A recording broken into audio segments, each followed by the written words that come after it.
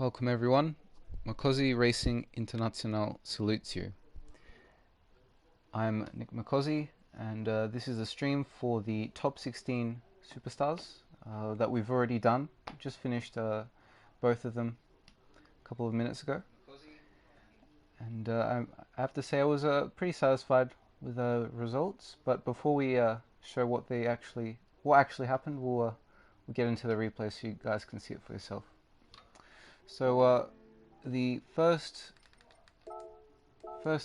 combination, actually, the Nations Cup, is with the old Formula One F1500 or F1500 TA. So that's a Gran Turismo car. It's very reminiscent of the Lotus 97T that we had in GT6, and it was held here at Circuit de Saint Croix C. It's a grid with a full start check, so standing start to be time your starts, everything right. 10 laps, 6 times tire wear, 1 times fuel wear, with tire wear on soft and maximum tire rating on soft, minimum tires on hard, and you had to use all compounds. So you couldn't just stick to one tire compound. You had to use everything. And now that brought out some interesting strategies during the race. In the time trial for the event, I have the fastest lap time here. We'll go and play that so you guys can see it. And there's a bit of a, let's not call it controversy. A bit of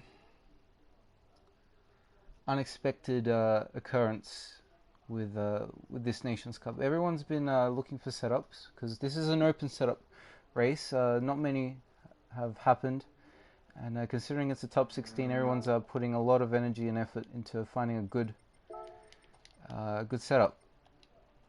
So having a good setup is really important. Knowing how the car behaves is also very important too. I'll just show you the time trial lap that I did. It was a 37.7, and the setup that I did was of my own, so I had to pretty much build it from the ground up, and I'm pretty satisfied with how this lap turned out.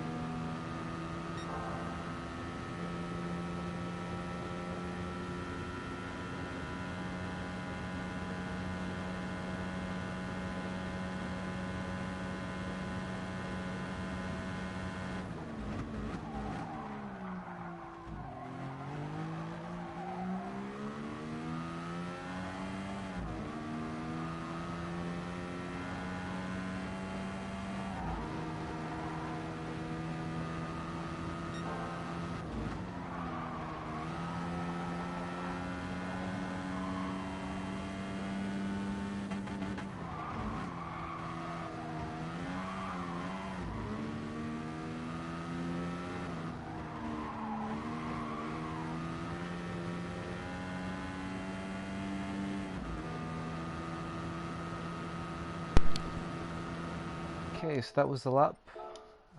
Hey, Amazing Al, Leonard, Red Mist, and Byron, welcome guys. So yeah, that was a time trial lap. It was a little bit. I did lose a bit of time in the last sector, so I think I could have improved on that. And plus, the setup is not the greatest, so there's always room for improvement there. But still, pretty happy with that time.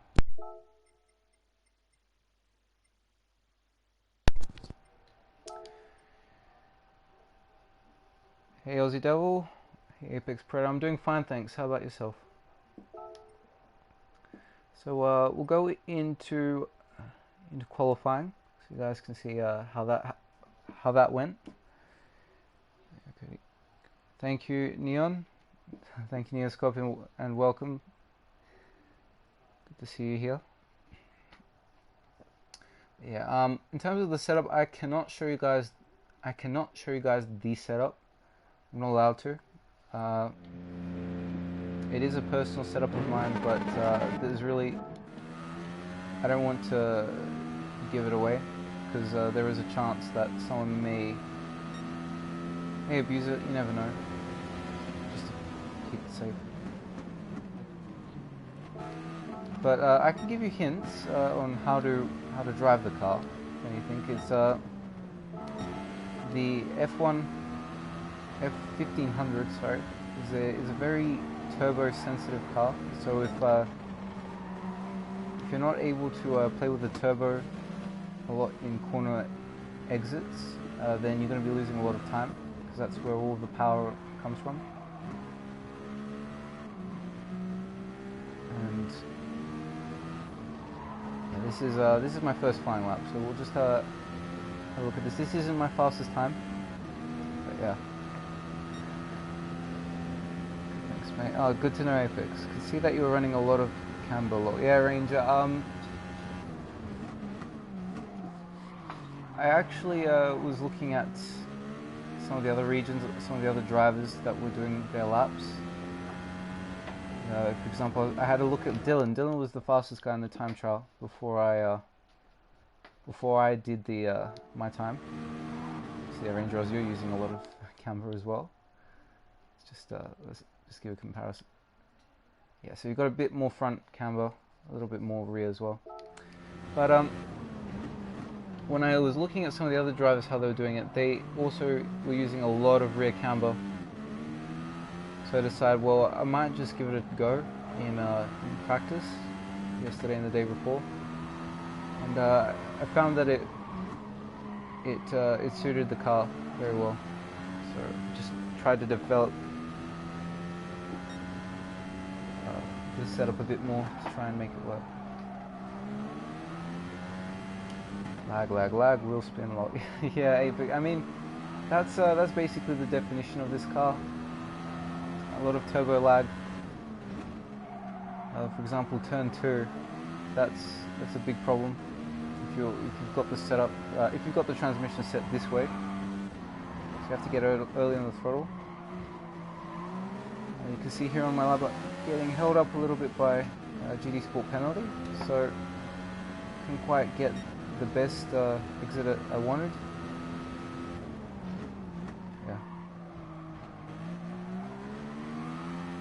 Still, I could still make it up towards the end of the lap. So coming up to the end of the lap, I didn't have anyone to impede my pace. I got a 39.2. So I was pretty satisfied with that as a first lap, considering I had a lot of dirty air too. But I knew that I had to get some clean air for this last lap to really get the most out of the car. Some serious camera in the rear. Yeah, thanks, Red Mist. I mean, where's McEwen? Let's see him. Yeah, McEwen isn't running quite as much rear camber. And look at Dylan. Dylan's got... It's pretty much the same. Maybe I'm even running more. That's just how the car works. Apparently, a lot of rear camber helps, because you'll see in in some corners, so I'll give you an example here.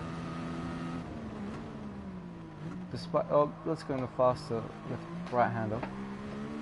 But despite having so much camber, when you go into a fast corner like this, the tires are pretty much almost straightened up.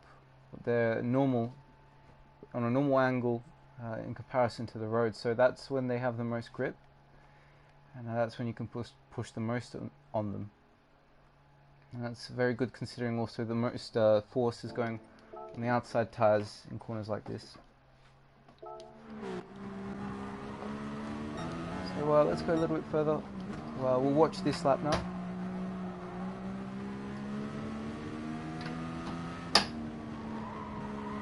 Very well done. Hey Danny, welcome and thank you. It's okay if your pace is a bit off. You've still got a very long race, or 2 races to look forward to, so anything can happen. But best of luck for that. Hope you go well.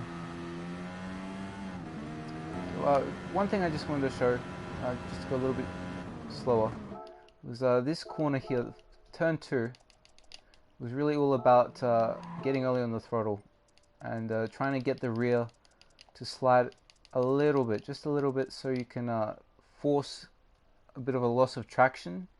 The tires are going to be spinning up, the revs are going to be going higher, and that's just going to get the engine up to higher RPMs, which is going to cause it to, it's kind of going to fool it almost into pushing harder, because you're going to have more power at that certain point of time. And when the rear tires regrip, then you're going to be going a lot faster. So yeah, I really nailed turn 2. And, got under 20 seconds in the first sector, which that was the first time ever that's happened for me. Just turn 3 a little bit.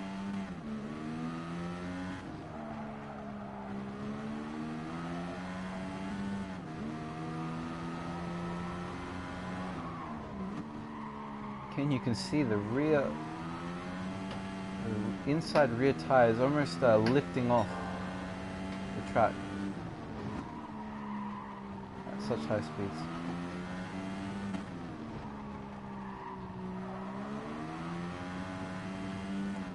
Damn, I should have played with camber. Yeah, it's okay, Aussie. I mean, it's good for 1 lap if you have the rear camber on. But for the race, it does hurt the tires a bit more, because they're not going to be flat on the ground, flat on the track 100% of the time, and that's going to cause uneven stress on the tire. That's going to increase tire temperatures. It's going to result in a loss of grip on corner exit, and it's just going to chew through your rears a lot faster. And this race was pretty much all about saving your rears. So they're trying to get a bit of a slipstream from GT Sport penalty. Didn't quite get as much, but it's still okay. Really didn't play with this setup enough. It's, yeah, amazing. I mean, I spent like a good 6 hours, I'd say, trying to get this setup right. 6 or 7 hours. So I've even talked with my Mercedes teammate. He said that people are doing it, getting 20 hours just trying to get a good setup on. So it's a very time-consuming, what do you say,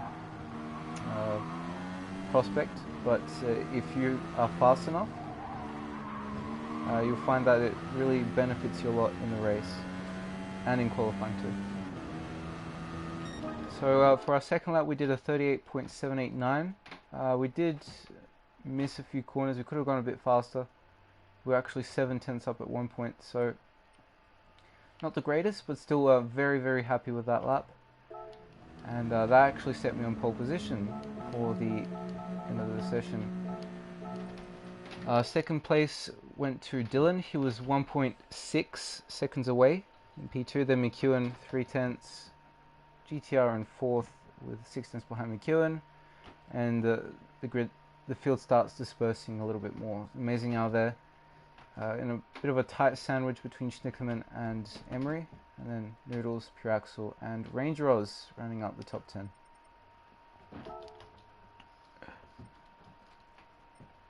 So that was qualifying. We qualified on pole position. We're going to go into the race now, see what happened there. It's going to be super intense with the likes. Yeah, Danny, don't worry. You can do well. Trust me. Just be careful and try and avoid the dirty air if you can. And you'll find that your race will be going nicely. Well done. Change it. I'll change back for the race. What am I do something for the last? Well, best of luck, Aussie Devil. I hope you do win your race. Yeah. It's only half joking when I said I would pay someone to get a good setup. Oh yeah, I read that. I saw that Ranger, and I don't think you'd be alone. I think there's a lot of people that would pay for a setup. My teammate Wong Baguette, or Baptiste Beauvoir, as you guys know him, he told me that people have been buying setups. So there's been a Spanish team in Europe that have been making setups for this car, specifically for this race, and it's such a good setup, and they've decided to actually sell it for money. So, and people have been buying it. So there are those people that don't particularly want to go through the trouble of finding out the setup by themselves, and they want to pay for it. They want to just cut back on the time that they have to spend tuning and more time on practicing. That's fine. But yeah, it's also good to find your own way with the setup. I was honestly asking I was asking Baptiste maybe if he could help me. Again, many people are keeping their setups very close to their chest, so I can't blame him. Anyway, this is the start of the race. You see, I go in second gear. I start in second gear. And I have to say, looking back on this now, this is not a very good choice, a very wise choice.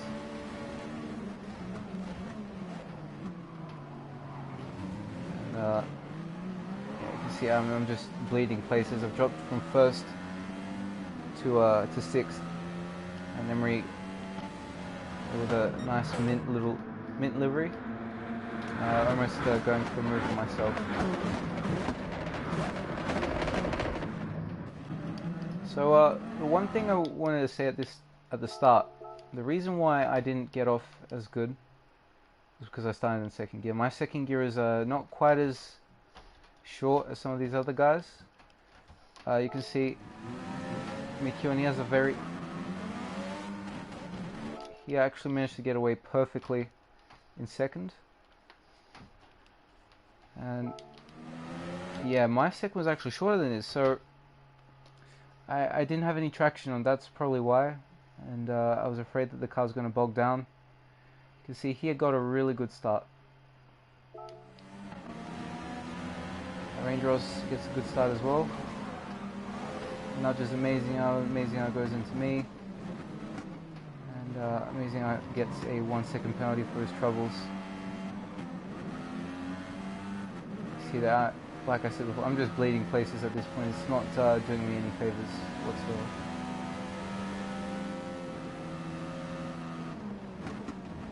It's an interesting addition to the championship, but 20 hours of tuning is crazy. Well, Ranger, I know it is a little bit crazy. You can see that I was trying to go for a move on Ranger, didn't quite work out. But Emily's struggling with a little bit of grip on those mediums. But the thing with this tuning, it's turning into something like Assetto Corsa, Competizione, or iRacing. And in those two sims, setup is everything. And in GT Sport, it's no different. So, see there, going for a move on Ranger. Apologies if I gave you a little bit of a tap there. That Ranger, it didn't look like that from my side, but there could have been lag. That's my bad. Yeah, this game is still, like, there are some classes that are still a bit uneven, even with setup fixed, and if you put setup on, then that's just going to get a little bit more uneven, so it's a 50-50 situation. You can see here GTR, he brakes very, very late at the end of the bridge, and he finds himself into the barriers with front damage, and they dropped several positions, so that's not done him any favors. Emery Noodles have gained a place. It's amazing how he's going to go in a service penalty now. Yeah. Didn't make a penalty in my opinion. Didn't make much difference to me. Yeah, amazing. I was surprised that you got a penalty for that. I don't think that was quite just. Yeah, from 6th, we're back up into 3rd, and we're chasing down McKeown and Dylan. Did you change your camber from quali to race? Yes, I did, Red Mist. Yes, I did. So you can see my rear and front tires have far less camber than we did for qualifying, and that was all with the interest of tyre wear. Because when I tested it, a lot of rear camber meant that when I was doing 4-lap stints and softs, that 4th lap was not very reliable, wasn't consistent, and it took a lot of caress to keep the car in check around certain corners.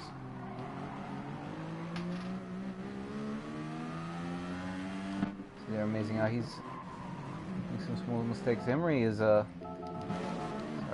I'm going to do that. Emery made a mistake. Oh no.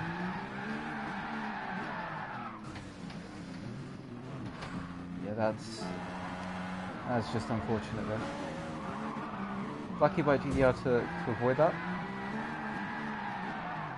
But wow, yeah, that's it's a very crushing blow to his chances to get some good points in this race, which is unfortunate to see. I think she could have done a lot better if that didn't happen.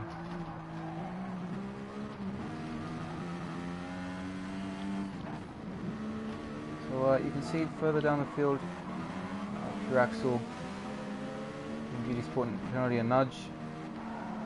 It's a 1-second penalty. John O'Stan, he's going into the pits for being on hards. So he's going to have to slow down and serve that penalty.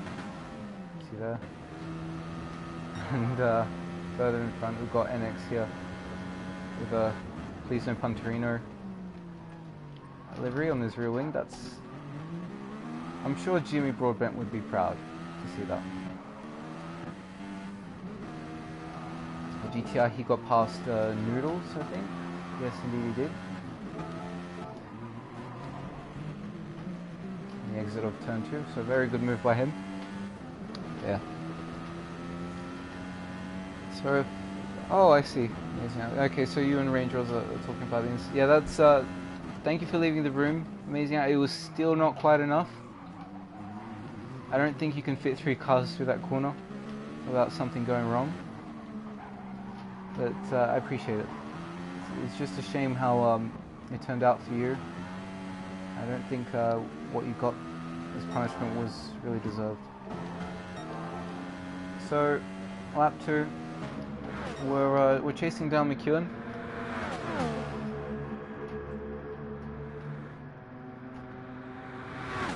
Go for the pass. Nice and easy, and up into 2nd place. So now We're trying to chase down Dylan.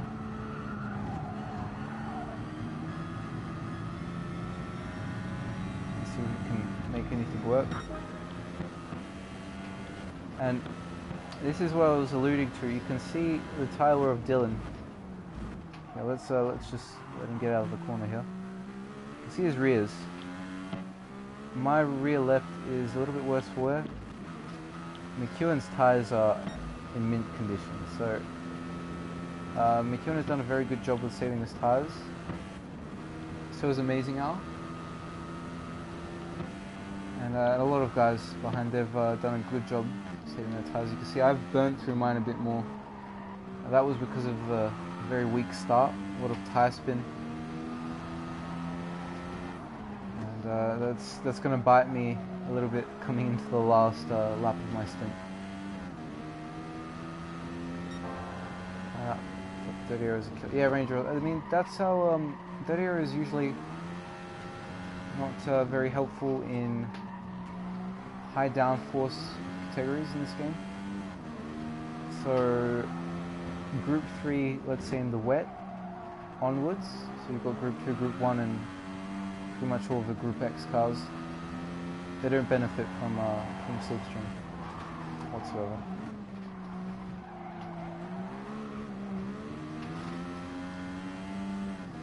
Which, yeah, not the biggest fan of. But that's just forcing you to try and find a different way to race, to outsmart the guy in front, to somehow save tires more, to get a better strategy, or just simply be a lot faster, so you can overcome that deficit. So at this point, things have started to quiet down a bit. Emery's managed to bring a few places back after dropping down at 13th. See Pure Axel and sport penalty here. They're fighting for 9th sport penalty. He's sweeping and swiping and he's just trying to avoid the toe. So that's fair enough. Race time, I see how you went after. Yep, all the best, Aussie. Good luck with your race. See that Pure Axel, he breaks late, gets in front of sport penalty. He takes 9th place. And that's very colourful, rainbow themed F1500. See, GDR's made another mistake. Not a mistake. See what happened to him.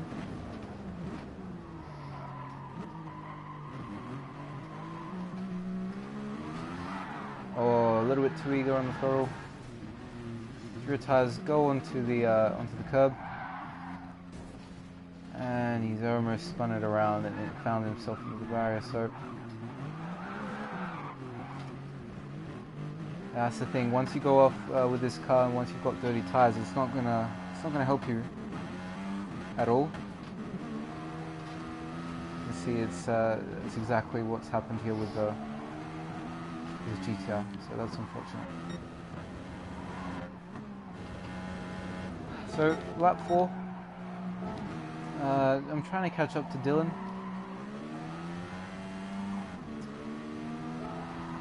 I'm slowly getting closer. His fronts are looking a little bit worse where his rears are slightly better. McEwen's tires are far better. Amazing how he's in the same area as McEwen. The Ranger there's got pretty balanced tire, which is good to see. So I was chasing down Dylan. You can see he's moving away, trying to lose the toe a bit. I actually decided to try and go for a pass here. I was trying to maybe get Dylan to make a mistake. That late lunge, I didn't expect it to work, to get the position, and it didn't. But I just kind of cut off his momentum a little bit and forced him to try and slow down a bit more on the exit of that corner, which let me close up a bit.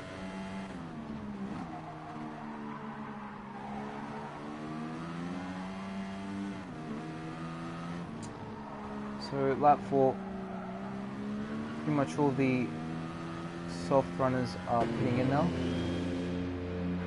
The strategy for this race, it could have been a 3-stop or a 2-stop. I went for the 3-stop. Trying to outpace everyone to make a gap large enough. So you can see McEwen and Dylan, they both go on hards. I'm on softs. They're going to be going for the 2-stop. And so is Amazing Al. So see there, I take the lead. That was down to Dylan. So let's see what happened. He went into 5th gear. He braked very, very late. And as a result, he clipped the barrier on the exit of turn 2. Got himself some damage, and he's gotten McEwen in front of him. So he's not going to be too happy about that, I suspect. But still in 3rd place. The points are not too bad, so if he can maintain that position, he'll find himself improving.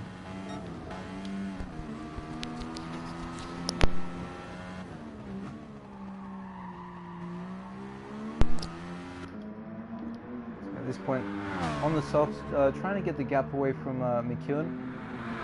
So I know I have to cover the extra stop, and I'm also just trying to save my tyres whilst doing that.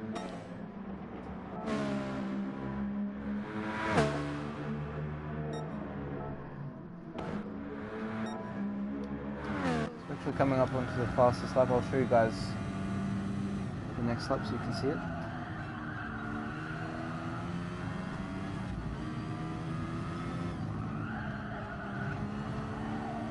I believe it was a 41 something, so pretty decent. I still could have gone faster, but I was thinking about the tyres whilst doing this lap. See the McEwen and Dylan, they're both pitting in for 1 lap from hards,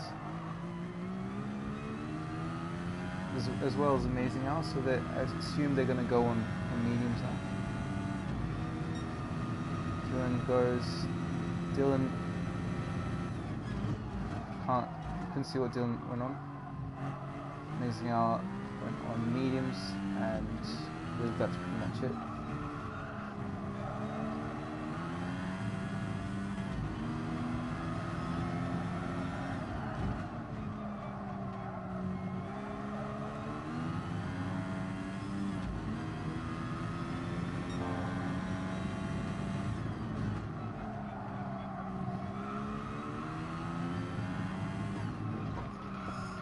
So around this point, I think it's something like a 20-second gap that I made to McEwen.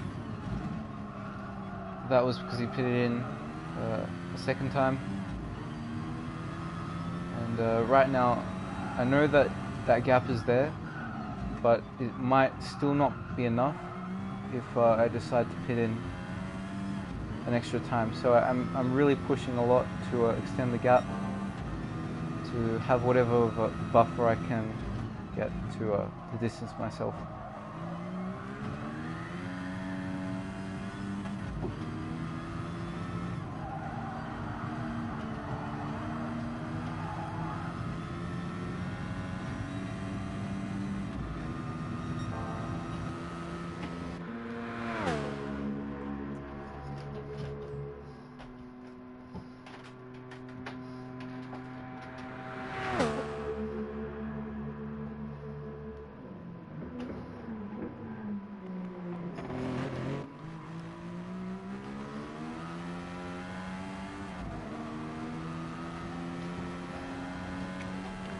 And to whoever disliked the stream, I mean, if you don't like it, sure, I appreciate that, but it would be great if you could put in a comment to let me know why you disliked it. Maybe I can improve the quality of the stream, so you can enjoy it more next time. So if you're there, if you're still watching, please leave some sort of feedback. Highly appreciate it. Thank you. So that was the fastest lap of the race. McEwen here has brought out a lead, a bit of a GTR. And Dylan has gone another lap on hards, which don't quite understand. He put it hards on again. And now he's pitted in once more, and he's on mediums. So gonna have to fight GTR here on hards. He's got a lot of work to do if he wants to catch Amazing Al.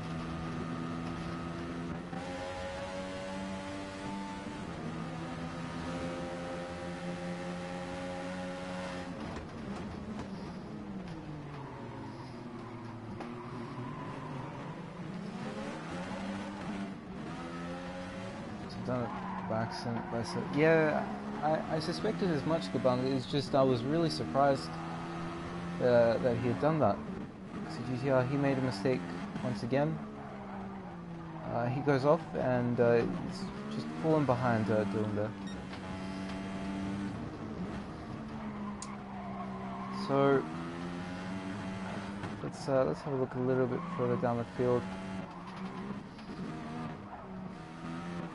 There's not too much going on, to be fair, so we'll go a little bit further. No one that's quite next to each other. Maybe Noodles. What's he on? He's on soft, so he's going to be fighting with GTR. Oh, he's not. Never mind. GTR, he goes and hits in.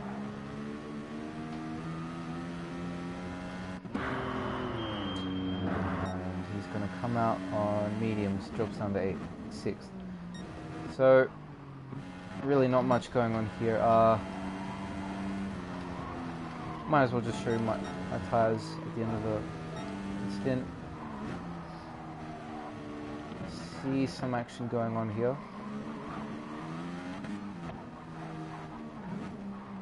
Schnickerman and Axel pretty close. Oh, let's see that again.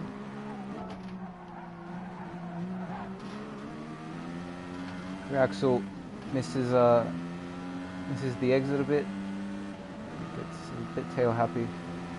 Let's Schnickerman close up. Schnickerman's on soft, so he should be able to get the move done. And he just gets it at the last moment in front of Axel. That was a pretty good move by him. Good job. Next lap it kicks. Okay, fair enough, Ranger. I'll go a bit closer to where you are. Let's look here. No overtakes, no. Noodles pits in. Range Roz is continuing.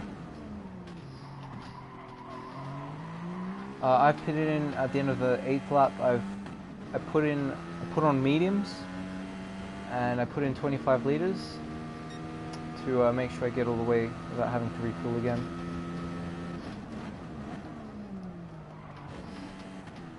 Jono, Stan and Emery. Emery looking very, very close there.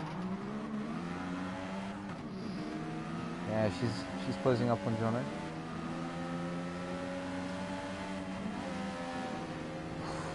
Very last minute there. Can't quite get the move done, and he breaks late, misses the apex. It's not going to help it too much.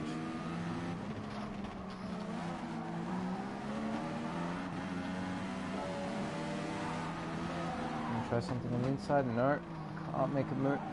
The dirty air is holding her back a bit.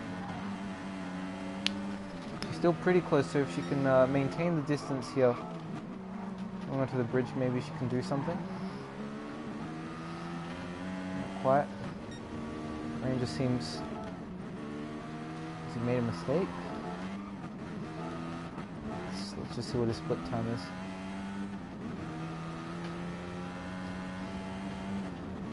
No, he hasn't made a mistake. So, Jono, NX, and Emery, they're all catching up to Ranger at this point. Looks like it's going to turn into a nice little battle. See there, I pitted on the 9th lap. And I do the last lap on hards. So you can see Emery behind Jono, Jono behind NX, and NX is just on the slipstream of Ranger. So that's going to hold off Jono's attack for another time. You see the Ranger Oz, he's the brave one. He's trying to hold off, fend off the guys behind in 7th position with mediums. We'll see if we can work for him. This is going to turn into a nice little battle here. Someone told me that in the 2nd stop he put hards on again instead of me. Okay, there you go, amazing. There you go, Andrew. So that's that pretty much explains it. Dylan must be kicking himself. Got a feel for that guy after making that sort of mistake. See Jono trying to go for move. The gear's not quite working in his favour.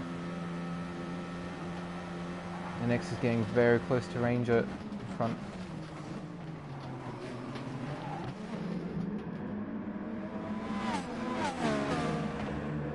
Yeah, this is what we want to see. This is a 4-way fight between these guys.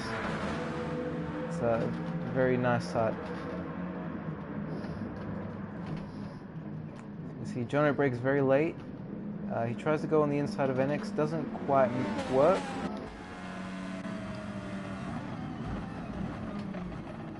Ranger just holding the inside line. You can see that just messed up Jono's exit, and as a result Emery goes on the outside. The exit gets that position. That was a very, very nice move from Emery there. Very well thought out, very well timed. Perfect execution, so good deserved position there. It's going on the outside of NX. She's going to try and make it stick. She makes it stick. You see Jono also fighting with NX at this point. Brakes a little bit late. Stuck in 2nd gear, and they're both tripping each other up. That's letting Emery and Ranger pull away a bit. So that was a very, very good job by Emery there to make up 2 positions. Usually in places that you don't expect it to happen. So you see the ideas girl finding a way, and very well deserved progress in this race. It's a shame what happened at the start. She could have been a lot higher than she is now. Unfortunately, that's just how it works. We'll keep looking at this battle because I want to see what happens now with Ranger.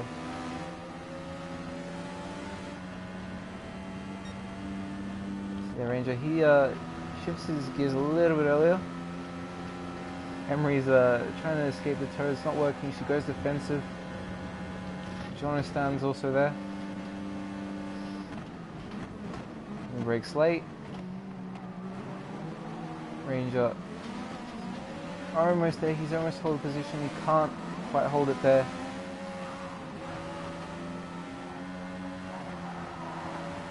And he's almost gone past Ranger. This is very feisty stuff from the Australian.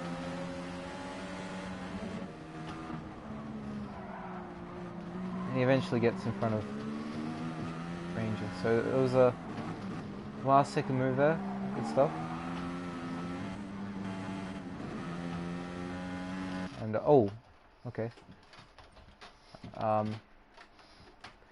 Well, the race ended, so let's just say what happened from there.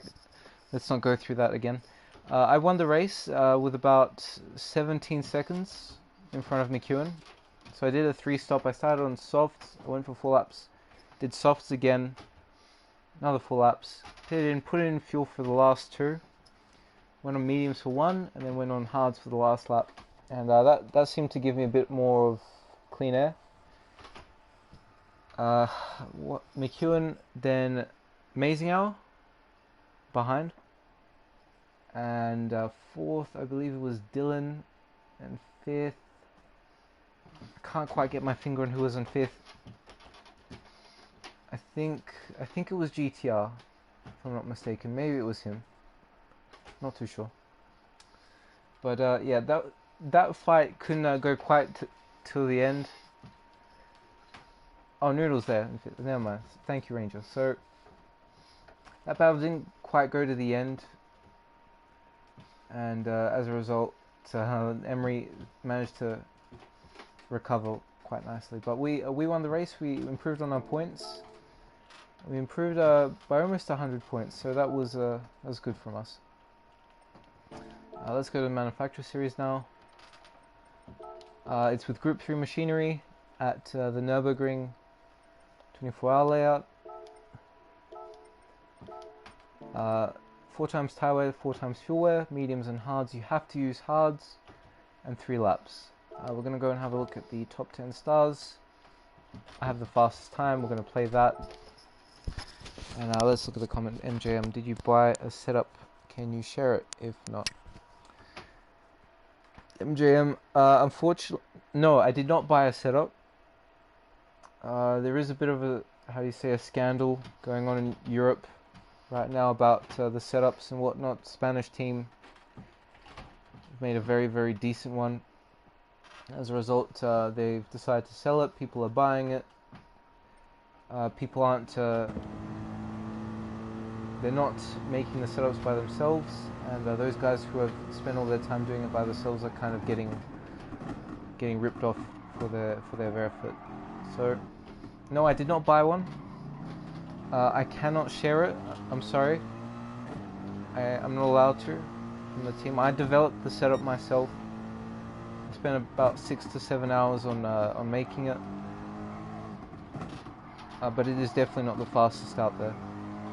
With the right driver, you can get a 37.5, 37.4 in time trial, but that's 1.5 seconds off the best time in the world. So my setup is nothing to really use, in my opinion. I think there are better setups out there.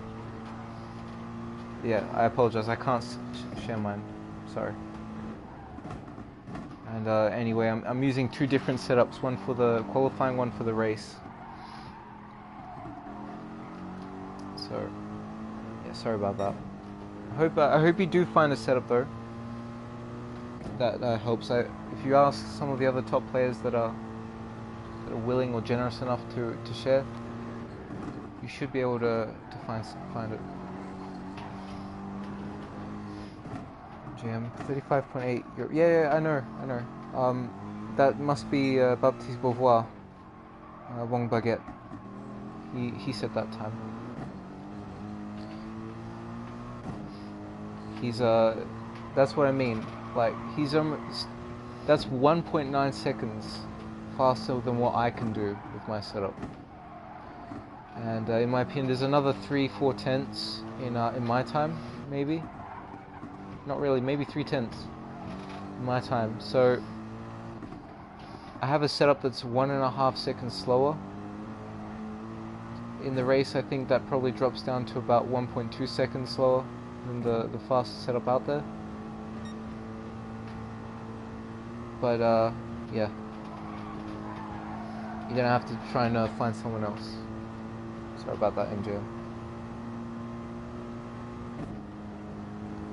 Setup costs 50 euros. Yeah, well, there you go, guys. For everyone that's watching, they're charging 50 euros for one setup, for one track, for one car, for one race. And I'm not even sure if that counts for the race setup as well. So you're only getting a qualifying setup. So that's a bit too expensive in my opinion. Kudos to that team that I won't name them. I know who they are. They're a Spanish team, but kudos to them to trying to make a profit. But seriously, that's a bit too expensive. Somewhere around 10 euros, 5 to 10 euros, would be acceptable. But that is that's daylight robbery right there.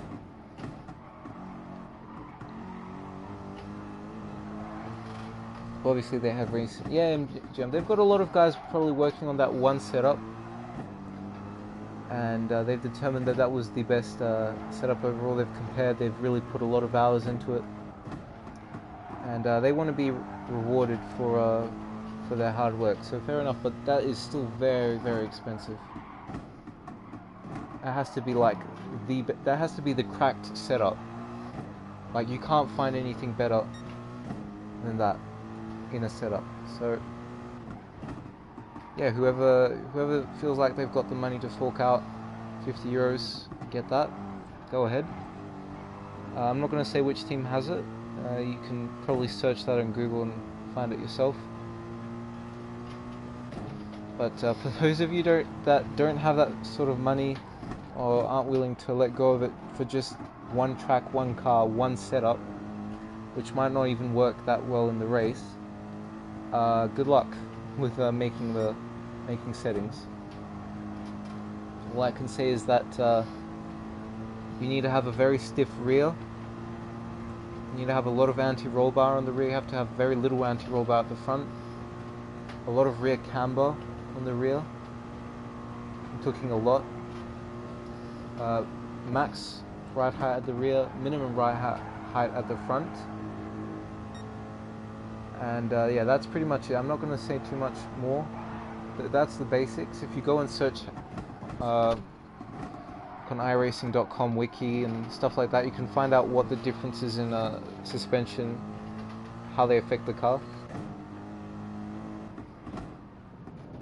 But yeah, like I said, very stiff rear, very not very soft, but moderately soft front, very low front, very high rear end, a lot of rear camber, not too much toe either way on front or rear. That's generally how you want to go about it.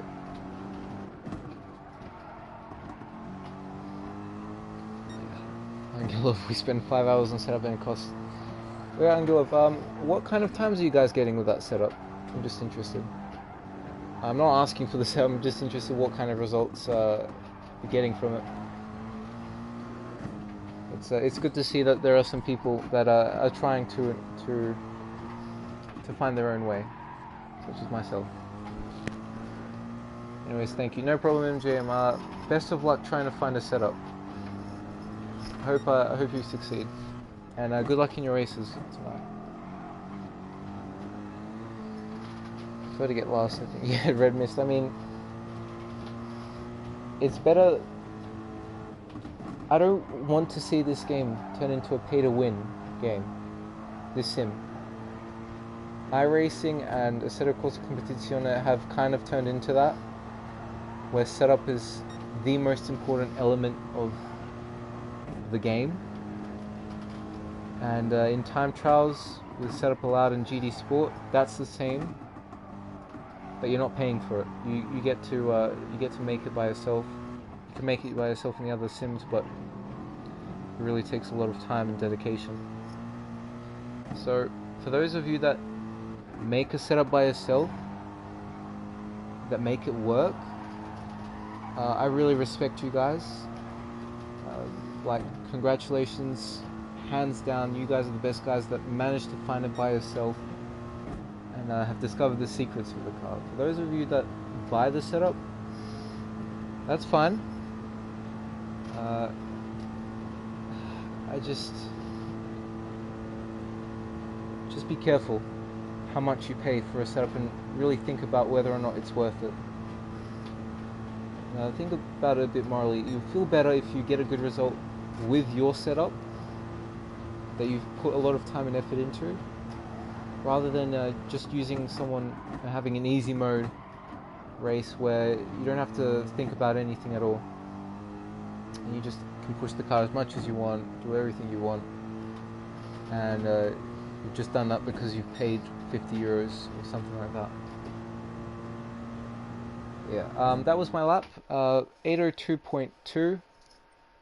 Definitely not the fastest. Definitely a lot of time missing there. I think I can go another second and a half faster, maybe 2 if I extract everything out of the car. But that is the fastest time trial lap in Oceania. with the Mercedes, of course. So we'll go into qualifying. It's pretty much the same lap, a little bit slow due to the tyre wear. I'll show you. I got actually held up a bit, so I'll show that to you guys. Then we'll head straight into the race.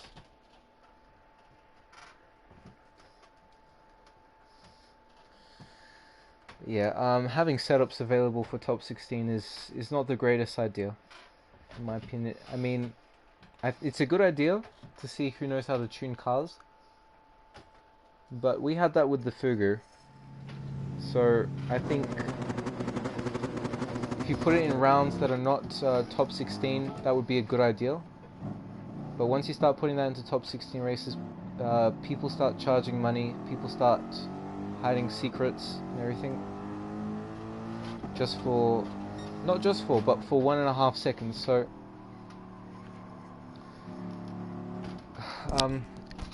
yeah.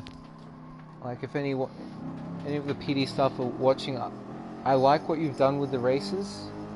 Thank you. I really enjoy this combo for Nations, but I think it would be a bit better if the setups were not allowed for top 16s. That way everyone has an equal car. It shows the skill of the driver in driving. The skill of setup should be given to race engineers, to mechanic, assistants, everyone else that's working on the car. One driver should be expected to know the basics of car setup, but not all the intricacies. That's what the race engineer is for. So maybe put that for non-top 16 rounds. That's my suggestion anyway. So yeah, were there any Astons in top 6? Yeah, Red Mist. So we had Frithy. Let's go to him. You've got Frithy here in the one Aston, and we had, who is it? Where is it? Schnickerman. Yeah, Schnickerman. He was in the other Aston here, in the RTC Sports Aston. So creeping around a lap, we're just taking it nice and easy. You want to have brake balance as far to the front as you can to save the rears, and just biding your time, not getting involved with any scraps or causing a collision with someone. You can see them McEwen and Fitty, they're pulling off. Emery's decided to follow me to try and get a nice little tow. And I actually decided to go on the outside of carousel here to try and save the tyres a bit more, not to force them a bit too much. See Emery, she closes up.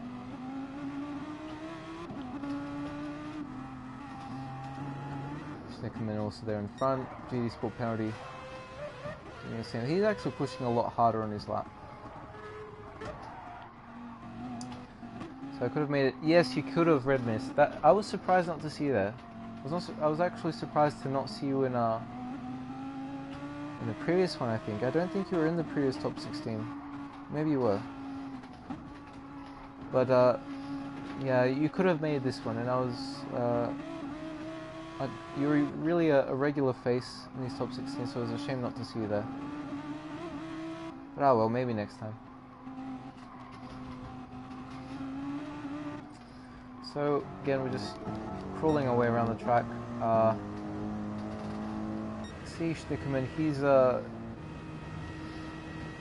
in front.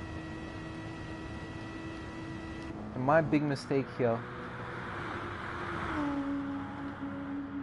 my very, very costly mistake, was that I kept pushing on this straight. I should have slowed down, because I was too close to Schnickerman when I started my lap. I mean, it doesn't look close like this, but I was too close to him either way. So, because he got in the way of my lap, so I should have pulled off on the back straight. But it is what it is. I had to deal with it during my lap, and it cost me about a second. Okay, so you can see Emery, she was staying behind me. She was actually following me the entire lap to try and get a tow. So Emery, if you're watching, I hope it helped. I just see you hit the barrier here a little bit, and that didn't help you quite as much. Yeah, that's a shame. So she kind of just dropped out of the slipstream right after the lap started.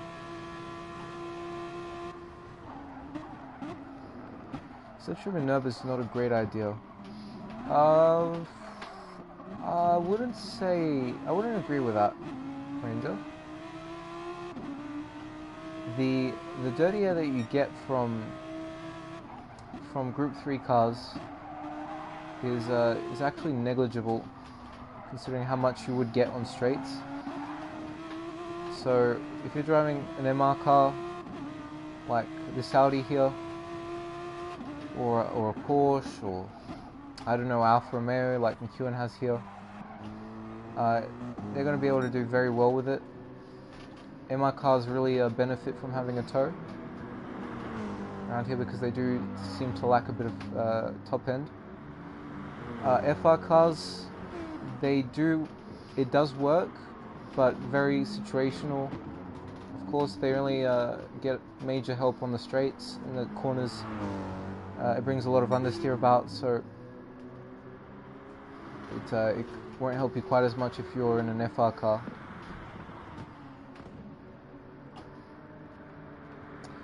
Yeah, if the person in front also needs to be a good second or two per lap faster than you around here to make it work as well, because if you're behind someone, you're going to catch up a bit too quickly, and you're gonna have to trip over him. You're gonna have to maybe go for an overtake. He's gonna make mistakes. He's gonna be under pressure, and it's not gonna help very much.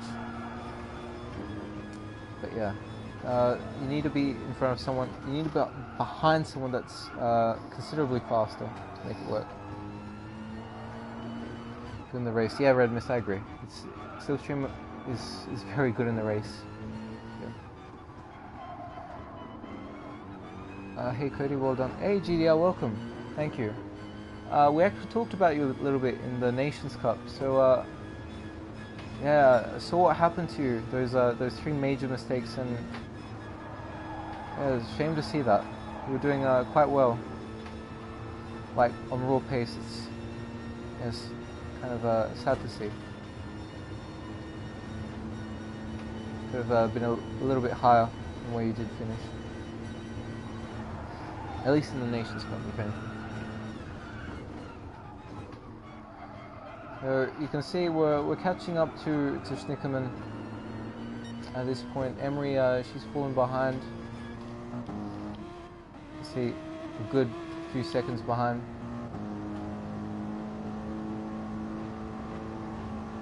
And we're making our way to Schnickerman, and I'll show you a little bit further into the lap. Getting a lot closer now.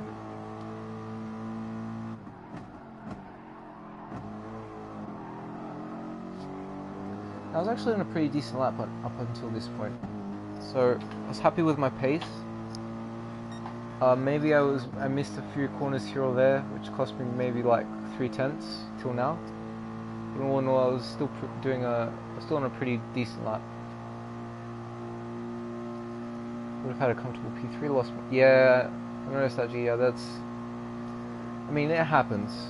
You got to deal with it. But that's just what practice is for. See, they're in the fast left hand. We really caught up to Schnickman. Now we're in the slipstream, and he's being a bit more cautious, just to make sure he makes it around. We give him a flash of the lights, as you can see there. To just let them know, hey, we're here. Maybe if you could just let us by somewhere on a straight, so we can just continue on our lap. You won't suffer quite as much. That would be great. But Schnickerman, he was a little bit too far in front for that to happen. So yeah, now we just caught up to him at this point, and you can see he's starting to hold us up. And this is what I was a little bit frustrated about. I should have started slightly further behind. You can see that I have to take off a lot more. So I decided that's it. I'm going for this. Schnickerman, he pulls off. Give him a little bit of a tap. Fortunately enough, he doesn't get a penalty, or I don't get a penalty. So not too much harm done for him. Still, I lost quite a lot of time. Too bothered about nations, to be honest, but yeah, that's fine, GTI. As long as you're having fun while racing, that's the important thing. So we got by Schnickerman. We're pushing on by ourselves. And one thing I want to stress about this AMG is that it does tend to understeer quite a lot in many of the corners when you compare it to other FR cars. It's a very good car in the race. But yeah, like Lewis says, if you understeer, you're fast. So, I mean, it does count, I guess, in some way. But this is definitely not the fastest car around the Nürburgring. There are definitely a lot of better cars suited for the job. So onto the main straight. No slipstream. Schnickerman, I believe, is just outside of the toe as well, so he's not going to get anything. Anyone close with the toe? No one really. So that's not many people actually stuck together, and that's good to see. People have tried to do their laps by themselves. Explains how you didn't get pole. Yeah, I mean, to be fair, I did get held up by Schnickerman, but I think it was also down a little bit to the, how do you call it, the apex speed of this car. The apex speed of the AMG is not quite as good as some of the other FRs. So if you take the BMW, for example, or the GTR, or the Beetle, they can really carry a lot more speed in the corners. They can carry that momentum, so it allows you to be a bit more fluid with your driving, especially in Mars as well. And really, like this Toyota Supra, it's great in corners now, in every corner it goes into. So we do struggle a little bit in some faster corners.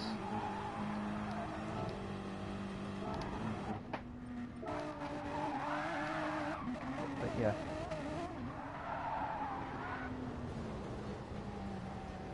Well, you reckon the Beetle is OP around here? GTX. I'm not gonna say too much, but in the hands of guys like Akagi, so Ryota Kokubun from Asia, he's gotten world record race times with that car. So it's not. I don't know if it's OP or not. It's just a very strong car in the right hands, as are many of these other cars. You can see Keaton, he actually got a bit of help here from Vipers, so that helped him get a decent toe on the back straight. Let him gain maybe a 2/10 or 3. So in the end, he got a pole position. And yeah, 1 second faster than me. So very good lap by him. Well done, Keaton, if you're watching. That was a great lap and a well-deserved pole position. I think I could have gotten close, but 804.5. That's asking a lot. I might have had to have some sort of a toe on the back straight, like even minimally. I could have made it work, but yeah, still great job by him. Adam in third, GTR in fourth, with not significant, but a noticeable gap between him and third place. Got Sidog, Jono, all three of them pretty much within a tenth of each other. That's close. amazing hour, McEwen, TNA, Prithee, and Emery. Emery not quite being able to capitalize on the slipstream that she had early on the lap because of that mistake. And Range Ross, I think, just gets it in front of, how do you call it, in front of McEwen. So we're starting P2 for the race. We'll go into the replay now to see what happened. Okay, we're 1-0 on the final straight. Thank you very much. No problem, Aussie Dog. Congratulations. I'm glad to hear that you did it. Mine is not. GDA. I mean, I think the one downside that the Beetle has is the acceleration. So you need to learn how to get up to speed and then maintain it. But yeah, apart from that, it's a very, very decent car. It's kind of better than the AMG in many cases.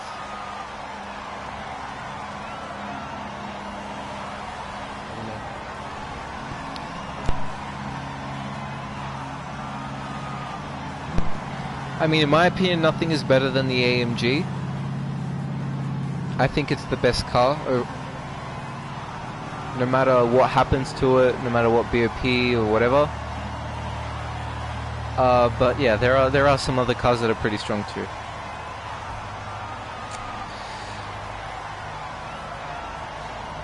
So we had a Nations Cup race here, and pretty much all of the winning cars. Yeah, I remember that GDR. Well, the US guys got an 801 time trial. Yeah, exactly. There you go. Beetle is very good. So the second half of my lap was on track for a high. Oh, there you go, GTL. Fusion sniping. Welcome, Fusion. Great to see you here. And Bullet, I've got to call it as well. Yeah, Ranger. I mean, it's very hard to get the lap together. Brake balance for the race, James. For Mercedes, I would say you should use either neutral or negative. So I used 0 for the AMG. You can use -1. -1 is not a bad choice either, but you need to be a bit aware of the tires when you do your second lap on mediums. The strategy for this race is pretty much max attack, unless you want to gain an advantage in the pits. It's 2 laps on medium, 1 lap on the hard. Hards are required, so you have to use them. And even if you didn't have to use them, you can't go all the way with this car. Ferrari for the Fusion. I mean, fuel car, yeah. Handling car in the curbs, no. So, best of luck to you, sir, with your race. I don't know what's going to happen with that very tail-happy 458. I could only make an educated guess. But, around the track such as this, it's going to be very difficult to tame. So we start the race. You can see there Keaton. He's swerving, or sweeping and swiping. We're ducking and diving into the slipstream and whatnot. Coming into turn 1. We're warming up the tires. Seems all pretty nice and clean until this point. There's a bit of action, but behind. You can see the Beetle just not having the acceleration it needs. Really sanding it down the inside, giving McEwen a little bit of a love touch. Emery's trying to follow suit. You see the DNA loses his rear end a little bit. As a result, he's lost 2 positions just like that. And he gets a 0.5 second penalty for track limits. Not the greatest of starts. He's on mediums, so he really needs to get a move on to try and make the most of those tires.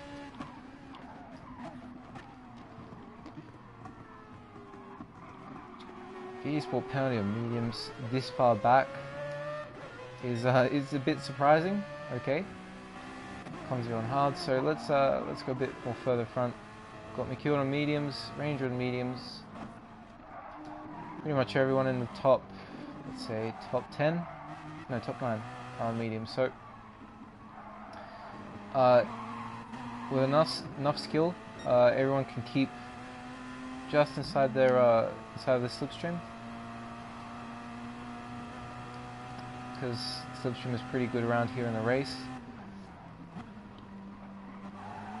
Ranger, for not, you don't see him too often in front of McEwen, so this is a very nice change of pace from him. He's doing very well, and you can see McEwen here. He cuts the first left a bit too much, and he earns a 1 second penalty for his troubles.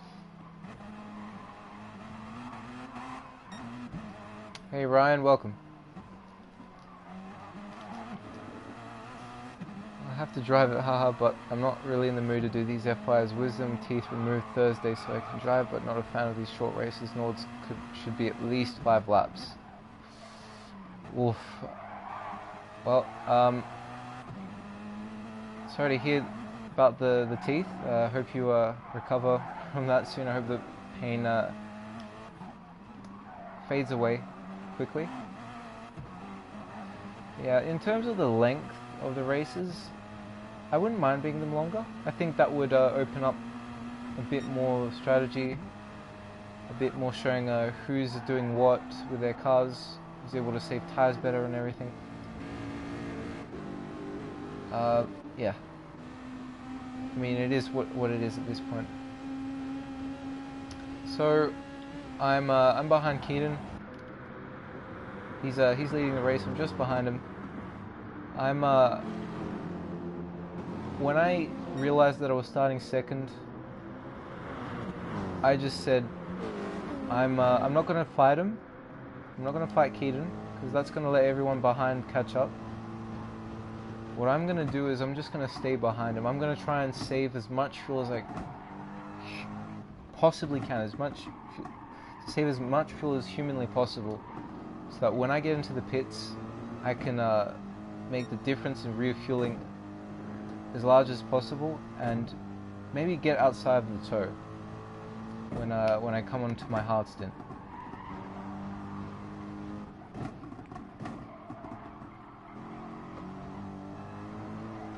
I wish every normal route was around 30 minutes in the top 16. It was, yeah, that's a nice idea, GDR. I think like people would be making strategies for the normal races, and then they would be making strategies for the big race, and yeah, that would really shake things up a little. So at this point, it seems that everyone's pretty much within the touching distance of the tow. Saito was a little bit far away from GDR, but he's still right there. He's still hanging on. McEwen, Ranger is up there too. Ranger just there. Can maybe push a little bit harder to get inside that tow. That would help. Something happened to Emery. Let's see.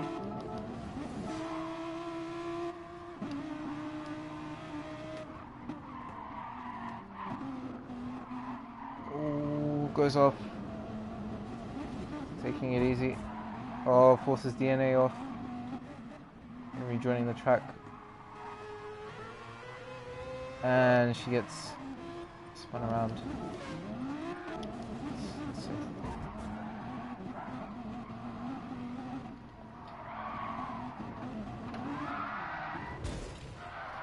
Hey Mathis, welcome. So you can see she actually got spun around.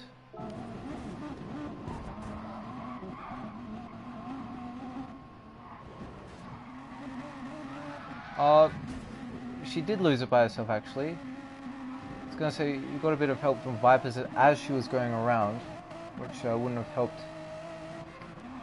See, she and DNA are kind of the biggest losers of all this. It's a shame to see. Once again, it's another chance for some good results, just gone begging for her. Thank you, Aussie Devil. Put more time practicing than actually racing, at least 25-minute races, but North Life is fun. If it's a long, yeah, I agree, Fusion. It's a great race. It's a great track to drive on. I think this is like like when everyone races on this, they get those Nürburgring 24-hour vibes that I just fall in love with when I race on this track. This is my favorite circuit, alongside Spa and Le Havre. So I really love when I get the opportunity to race. Mount Panorama is it takes a bit of a back seat in close fourth, because it's an Australian track. I like Australian tracks, obviously, but still. You can see Sidog, he's using a Mantai livery that usually belongs on a Porsche. So see, he's got the attitude. It's a Porsche. I don't know how to say it, or a Toyota, something like that.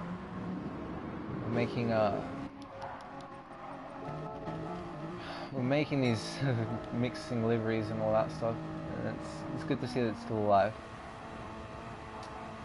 So Ranger, he's right there. He's not fallen out of the slipstream just yet. He's just keeping it on the edge. It's like he likes to live dangerously. But he needs to try and get a move on to catch up. See, John O'Stan, he capitalizes on a mistake of Sidog.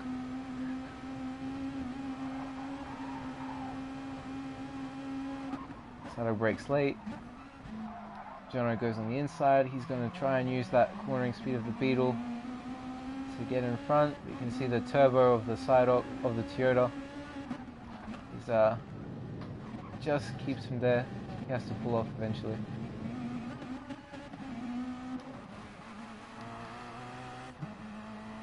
Can you explain the top 16? Like, how do you get in the top 16 and stuff like that? Hey, Italian Stallion. The way the top 16 works is that you've got the normal rounds of the FIA Gran Turismo Championships. So you do those, and after a certain point, you start to accumulate points. So you get a win, you get like 200 and something points, you win the next one, or you get second, you get so many points. After about 4 to 5 rounds on a regular basis, there's a top 16 round which gives you extra points, and they get the 16 best drivers from the region to duke it out in the Nations Cup and the Manufacturer Series. Before you even get to that, you have to become an S driver. To get an S driver, you have to finish within a certain amount of ranking at the end of a season. Like, you have to be in the top 100 or the top 50 to be eligible for that S rank. That's a star player rating. So you get an invitation to do that through the game. You register, you become an S player. That makes you eligible for the top 16 if you have enough points. So after that, you really need to just grit your teeth, work on those races, get those points, and try and make yourself eligible for the top 16. Stay clean, and then hopefully the game will let you in. If you're one of the top ranked players in terms of points, it should let you in. There are some limits on how many people from a certain country or a certain manufacturer can enter, depending on the championship that you're in. Yeah, these top 16, when you're from manufacturer, the top 2 drivers from each brand can enter. When you're from a Nations Cup, I believe it's the top 10 from each country. For Oceania, that's how it works. And yeah, that's basically how the top 16 goes. Generally, the top 16 offers a lot more points. So if you win, you actually gain a lot. And yeah, that's how they work. You see, Rangeros, this is probably the mistake he alluded to. He's missed the toe. You see, it's a big slipstream battle up until this point. So we're closing up to the back of Keaton. We're not going for the pass because we're just trying to save fuel. You see, we're taking off the throttle, just letting Adam close up. And we're going to come and finish our first lap of 2 on this first medium stint. Further behind, Jono has actually gotten in front of GTR. See that pass? You can see him passing GTR. Sidehog is getting pretty close there too. Amazing how he's starting to drop behind as well.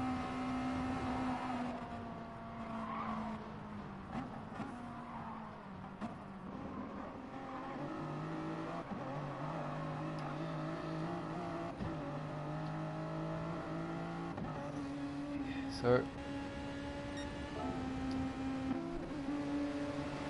GTR going on the counter-offensive. Jono trying to get the position back.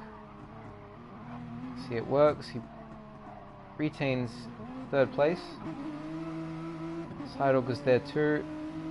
Amazing how it is also not too far behind. He's starting to drop out of the slipstream ever so slightly.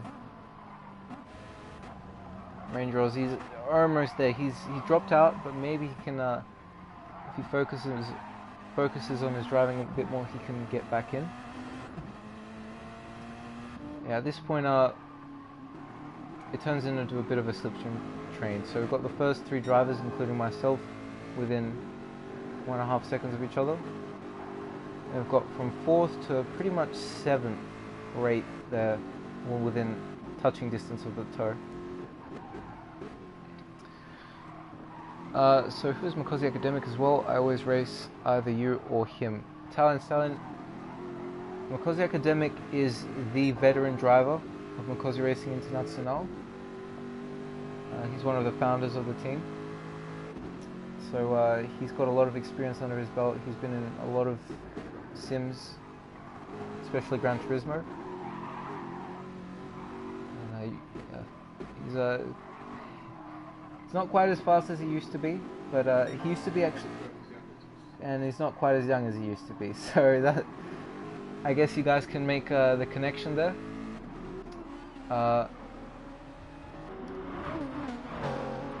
He's still decent, I'd say, for his age. He's always first in his age group, but yeah. Back in the day, back in Gran Turismo 3, I'd say he was even faster than what I am now. So on a controller. So yeah.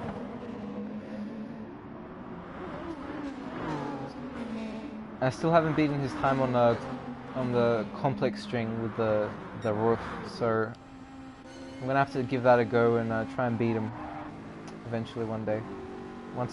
Until I beat him, I can't consider myself a faster driver than him.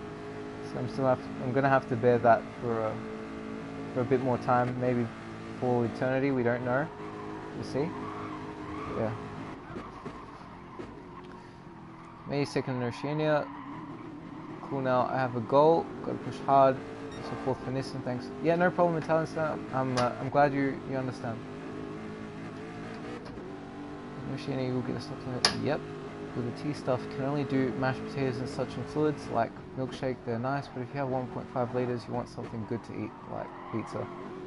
Ah, fair enough, Fusion. I mean, yeah, you're probably missing out on those small luxuries because of what's happened to your teeth. But yeah, give it a bit of time, and you'll be back to normal. Collect recipes for later. You won't regret it. Trust me.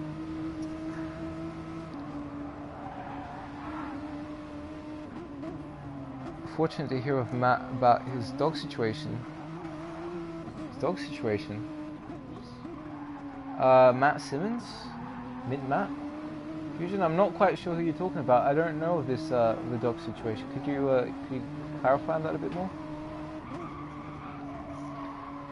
Making top split or second split most of the season, but hard to keep up with the controller. Yeah, Italian. I mean, some of the top players use a controller in the world. So you've got TX3 Lamb, for example, from USA. He's a very fast driver, one of the best in the world, and he uses a controller. Or at least he used to use a controller, but he's still amazingly quick.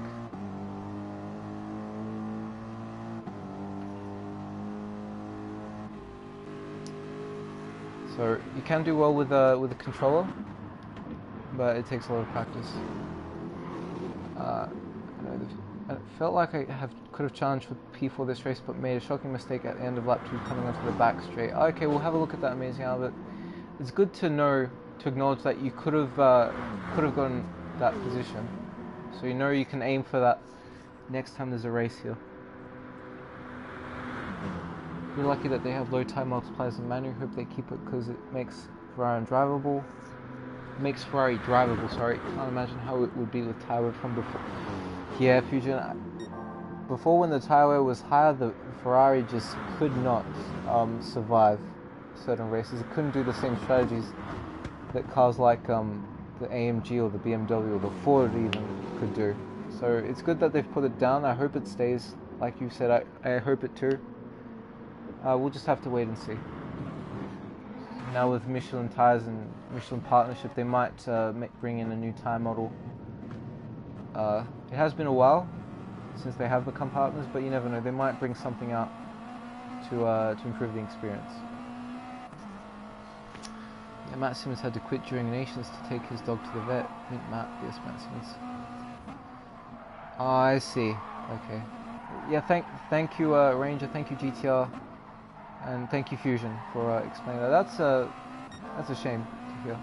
I hope, Matt, if you're watching, I hope your dog is okay. I hope Hank is okay. I know that's his name. So I hope Hank gets better soon. And I hope to see you back in these races again as well. Ranger Oz, sounds like you have to do a GT3 stream. Maybe. If the PS5 is completely backwards compatible, as some of the rumors have been mentioned, and if GT3 is made available on that on the PS5, I will definitely do a stream for it. But if it's only on PS2 and PS3, then I might have to hold back on streaming that. I might stream it on the PS3. We never know, because I've got some of the equipment that can make it work. But I'd like to do it on the PS5 because I think the experience would be a lot better. Well, you never know, they might do a digital remaster of it and re-release it, which would be very nice to see. So to control the traction with the controller, so I usually result to traction control on and lose time in traction results. Yeah, Italian, I mean, it's very much self-control, and in the end it's also about personal preference. If you can learn how to modulate the R2 button or whatever you use for acceleration, you can make it work. Anyhow, this is the crucial moment of the race. Time this just right. I get in front of Keaton, and at this point I've also saved a lot more fuel, so let's just stop it right here. This is Keaton's fuel, this is my fuel, his tyres, my tyres, so I've actually managed to save the tyres better. Adam's tyres are pretty good, but he has a lot less fuel.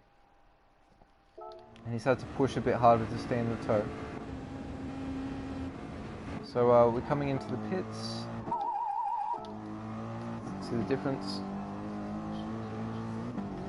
Mercedes-Benz pit crew. We have 22 litres and Keaton has 15, so we managed to save 7 litres more. It's going to help us shave off a second, I'd say, from refueling. That's going to get us back in front. So we refueled at 47%.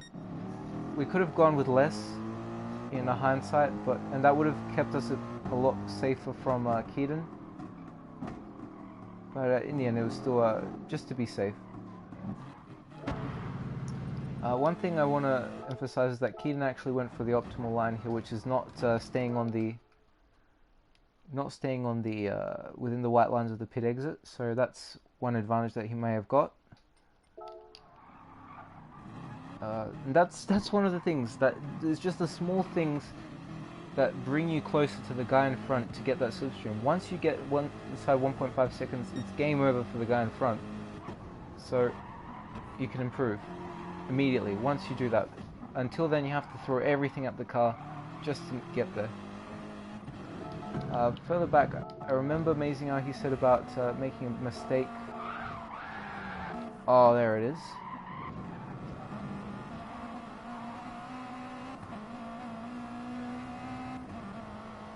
Just have a quick look at that and then I'll look back at the chat. Oh my. Oof. Well, fortunate that you didn't go more than once around Andrew. And very fortunate that you have a tow.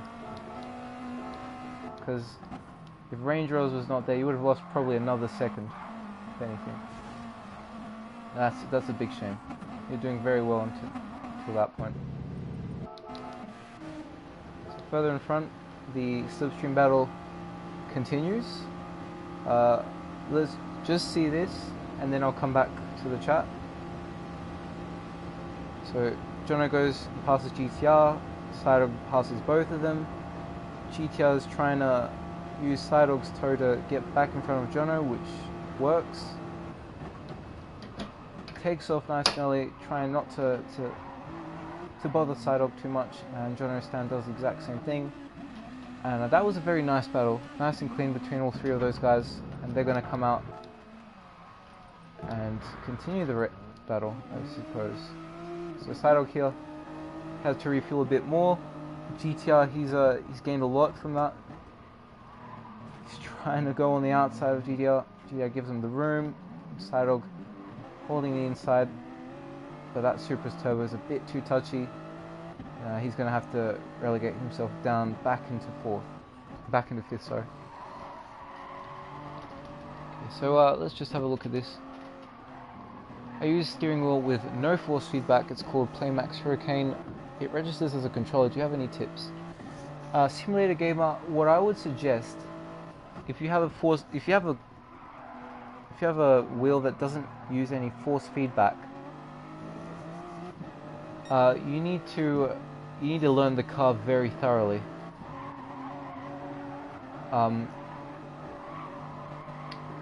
If you like using this view, this chase cam, this is a very good way of being able to sense when the car is starting to slide out more, because the rear end, when it steps out, you can see it visually.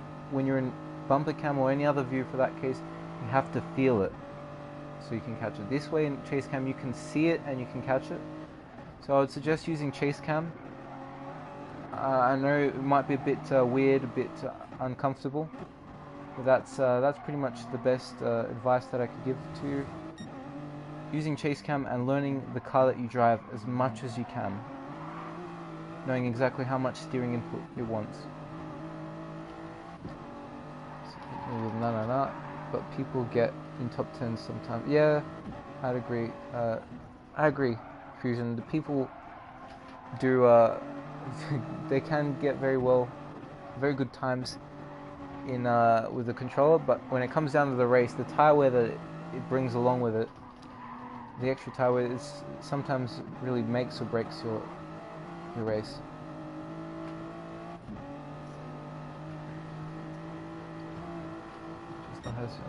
It's hard on Pat, but the rest, yeah, exactly. Something I want to get used to. How this is way better on, yeah, exactly. I use it goes to learn tracks.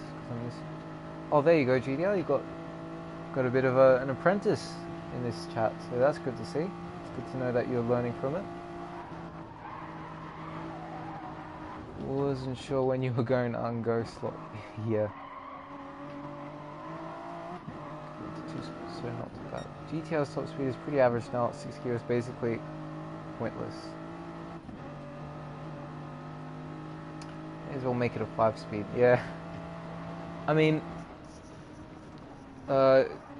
Gopi. Let's call you Gopi, okay? Because I know your real name. GTR. I mean, it used to be broken on acceleration. When they took the 2% power off, it was fine, I would say. It was on the limit of being broken. It was still very, very good. I think maybe this 1% was a tiny bit too much. Maybe. There are still drivers that do very, very well with it.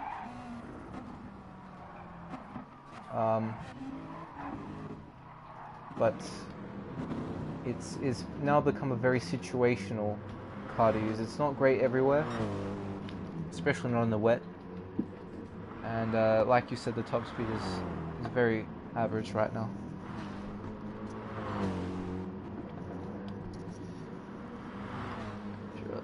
How many World Tour drivers use chase cam with a wheel? Yeah. 50 euros. Yes, it's a welcome, mate. Yeah, we talked about the setup. We talked about the setup and all that. And ladies and gentlemen, this guy, Veloce Tsutsu, or Wang Baguette, or Baptiste Beauvoir, however you want to call him, my teammate in Mercedes-Benz. This guy is a legend because he did the setup by himself. He did not get it from anyone.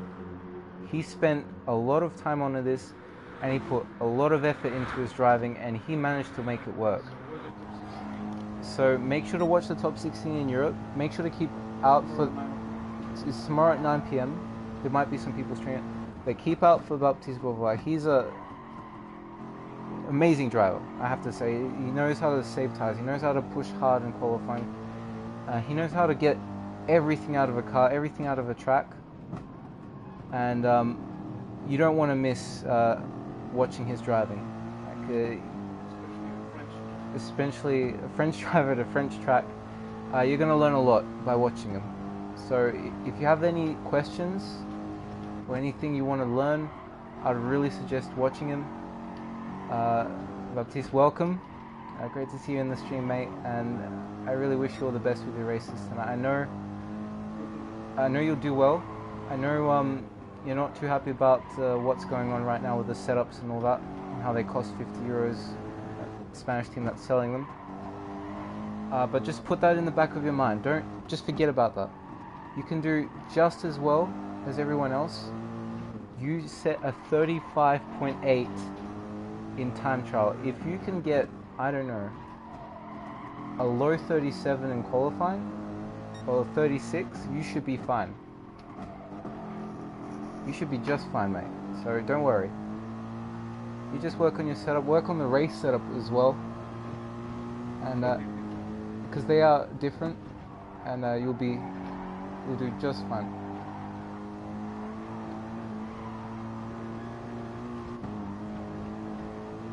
It should be at 109. Yeah, exactly.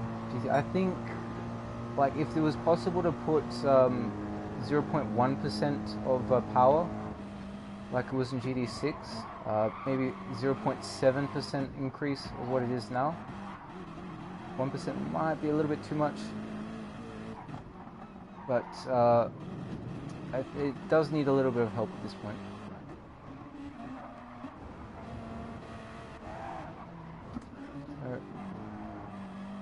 Yeah. I would have paid for it, yeah, Ranger. I mean, if it gives you 2-3 seconds, or gives you even 4 seconds, then people might be willing to pay for it. But the problem is because it's a top 16, because it matters so much. That's why people are willing to pay for it. Fork out 50 euros for a setup for one track. But yeah. Moving on to the end of the race. This was the last kind of crucial part. I was really trying to defend from Keaton here. See, right there. I went a little bit to the middle of the road, but he still had room there. And under braking, he gives me a little bit of a tap coming into the second last corner. So you see that brakes late. Gives me a bit of a tap. That's all fine, but it's still a pretty decent result from him. We come home to win top 16 manufacturers, and with a total time of 24 minutes and 43 seconds, I believe. Yeah. What team? Oh, gee, I'm not going to mention them. I don't want to be the one that calls them out. Yeah, moving on, we got Adam in third, with that very thirsty Ford GT, Sidehog in fourth, GTR in fifth. Just manages to hold off John O'Stan and just can't quite get in front of Sidehog.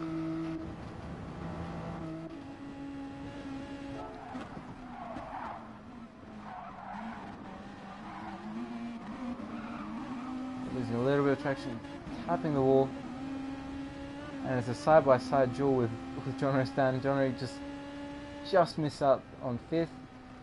He manages to save his position. Range Rovers in seventh, McEwen in eighth. Looks like McEwen and Amazing. They had a bit of a battle at the end. Good defense, well played. Yeah, thank you, Byron. Does the Spanish team have world record time? Don't know. Don't know, Byron. I don't know the people. I'm not really interested about it, to be fair, because I've already done my race. And I've already done a setup. So you can see there, Amazing how he gets a 2-second penalty. I just want to see this again. What did he get it for?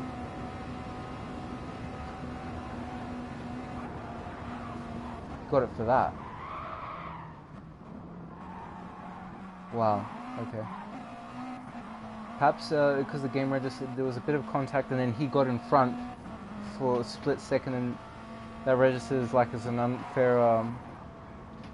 unfair contact. That's very, very harsh. So that didn't change much for him.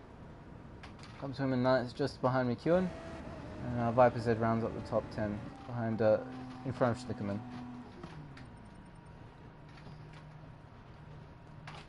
Yeah. And DNA there, he finishes in 12th, Conzio in 13th. Bit of a recovery drive from him. GT Sport penalty fighting with Frithy here, or Frithy mowing the lawn. And yeah, we don't know how that ends. I guess GT Sport penalty stayed in front. Okay, so we won the race. We won both top 16s today. The first one by about 17 seconds in Nations. And the last race, after a very hard-fought battle with Keaton, by less than half a second. So points for Nations, we'll have a look at that. We've improved by about 89 points. That's a very big improvement for us. We were in the lead before the start of this top 16, so we're going to stay in the lead, of course. It's going to set ourselves up nicely for the next season. Talking of next season, you can see it's a very interesting calendar of races, if anything. So a lot of interesting cars, and you can this round 27, the one that people were wondering about, was with a 458 Italia. Let's just have a look at this. Okay, so you can use Porsche or Corvette for the next Nations. Manufacturer series, we came into the race leading. We won the race. We improved for a good 59 points. So that's going to bring our tally up quite a fair bit, and we're going to distance ourselves a bit further away from Adam and still retain the championship. McEwen has a small slide of contact pen. Oh, okay, there you go, Ranger. So we're still leading both series. We got another 40 for Mercedes, and Mercedes has actually managed to pass and clear Subaru. We're 10 points clear of Subaru now, so very, very happy with that. We'll see how the other regions go. I think Subaru have a very good chance of winning their respective races. We'll see. I'd like to wish the best of luck to my teammates if they're watching. Baptiste Beauvoir, Wang Baguette from Europe, the Frenchman, and Lucas Bonelli, or UDI Bonelli from Brazil. Both amazing teammates, amazing drivers. I wish them the best of luck. I hope you guys win. We've got a good car here, not the fastest, but it's a very strong car. And with enough effort, I know the 40 or 36 is definitely possible. So all the best for that. We're going to start ending the stream now. Tomorrow is the Super Cup. That's going to be Interlagos with the brand new Supra 2020. Thank you for coming in. GTR had help on my system by me. Okay, fair enough. That's good to hear. And Hyundai for exhibition. Oh well. I think they've turned into a pretty decent brand, Byron. So I wish you the best of luck for that. I hope the Hyundai serves you well. 27. How the highest points? Yeah, we'll see. I'm out. Well done again. Thank you, Ranger Ross. Good job for yourself. You did pretty well. Maybe not exactly what you wanted, but still being in these top 16s, getting in the top 10. It's nothing to complain about. Still quite decent result. Thank you everyone for tuning in. I hope you enjoyed this stream. The guys that have disliked this, if you feel a bit more open, if you want to give a bit more feedback on what you disliked so we can improve it next time, And don't talk about it. more than happy to look into that. For those of you that have liked, I really appreciate it. I hope this helped. I hope you enjoyed it. Once again, best of luck with your races tonight if you're doing them. And until next time, driving with the best.